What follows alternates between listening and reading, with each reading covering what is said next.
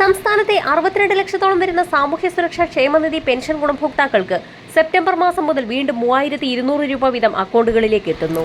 ഓണത്തോടനുബന്ധിച്ച് സംസ്ഥാന സർക്കാർ പ്രഖ്യാപിച്ച 3200 രൂപയുടെ വിതരണം സംസ്ഥാനത്ത് അവസാന ഘട്ടത്തിൽ എത്തിയ സാഹചര്യത്തിലാണ് സെപ്റ്റംബർ മാസത്തിലെ പെൻഷൻ വിതരണം സംബന്ധിച്ചുള്ള ഏറ്റവും പുതിയ അറിയിപ്പുകൾ പുറത്തു വന്നിരിക്കുന്നത്.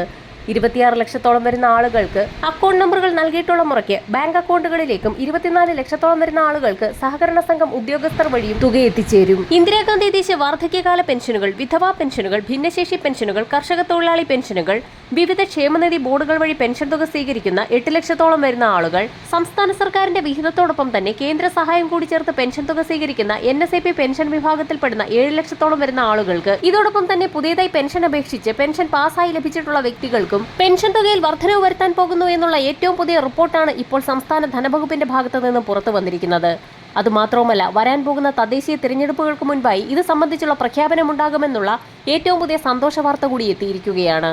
ഇതിനു പുറമെയാണ് ശേഷിക്കുന്ന ഒരു ഗഡു പെൻഷൻ കുടിശ്ശികയുടെ വിതരണം കൂടി സംസ്ഥാന ധനവകുപ്പിന്റെ ഭാഗത്തു നിന്നും ആരംഭിക്കുന്നത്. തദ്ദേശീയ തലത്തിൽ വാർഡ് അടിസ്ഥാനമാക്കി നടത്തിയുള്ള പരിശോധനകളുടെ ഭാഗമായി തയ്യാറാക്കപ്പെട്ട ഏറ്റവും പുതിയ വിതരണ ലിസ്റ്റിന്റെ അടിസ്ഥാനത്തിലും ഇതോടൊപ്പം തന്നെ സെപ്റ്റംബർ മാസം 10 സാമൂഹ്യ സുരക്ഷാ പെൻഷൻകാർക്ക് പുറമെ ക്ഷേമനിധി ബോർഡുകൾ വഴി പെൻഷൻ തുക സ്വീകരിക്കുന്ന എല്ലാ വിഭാഗങ്ങളിൽപ്പെടുന്ന പെൻഷൻ ഗുണഭോക്താക്കൾക്കുമായി സംസ്ഥാന സർക്കാർ പ്രഖ്യാപിച്ചിട്ടുള്ള പെൻഷൻ തുകയുടെ വിതരണത്തിന്റെ ഏറ്റവും വലിയ മാനദണ്ഡം കൂടിയായ വാർഷിക മസ്റ്ററിങ്ങിനുള്ള സമയപരിധി അവസാനിക്കുന്ന സാഹചര്യത്തിൽ വലിയൊരു വിഭാഗം പെൻഷൻ ഗുണഭോക്താക്കളാണ് പെൻഷൻ പട്ടികയിൽ നിന്ന് പുറത്താക്കപ്പെടാൻ പോകുന്നത്.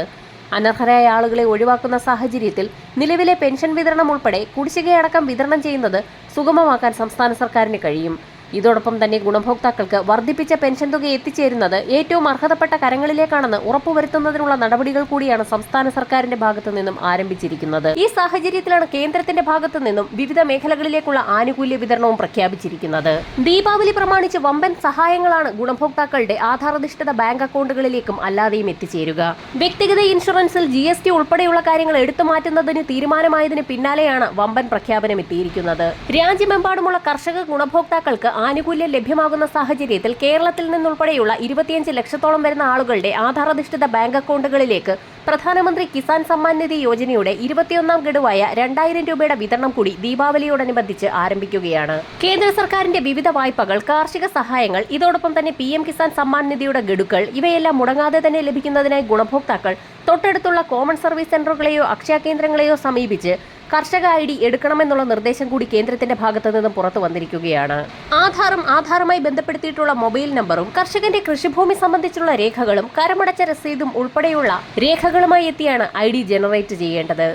കേന്ദ്ര പോർട്ടലിന്റെ തകരാറ് മൂലം കർഷക ID ജനറേറ്റ് ചെയ്യാൻ കഴിയാതെ പോയ ഗുണഭോക്താക്കൾക്കും അത് ജനറേറ്റ് ചെയ്യാവുന്നതാണ്. ഇത് സംബന്ധിച്ചുള്ള സുപ്രധാന പ്രഖ്യാപനങ്ങൾ ഉടൻ തന്നെ ഉണ്ടാകും. വരും ദിവസങ്ങളിലെ സർക്കാർ അറിയിപ്പുകൾക്കായി ചാനൽ സബ്സ്ക്രൈബ് ചെയ്യാൻ മറക്കാതിരിക്കുക.